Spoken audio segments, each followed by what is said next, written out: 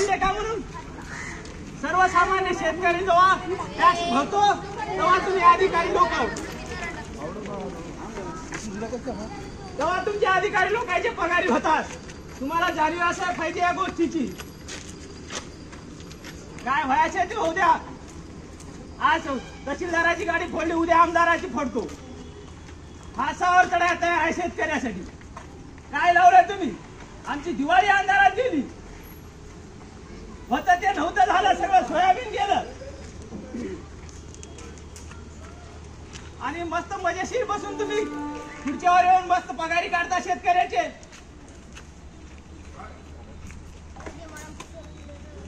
कुठल्याही आम्ही घेणार नाही. काय फाशी जरी झाली तरी मी भगतसिंगासारखी तयार आहे ते फाशी घ्यायला. पण शेतकरी आज कवडी मोल झालाय. शेतकरी कवडी मोल.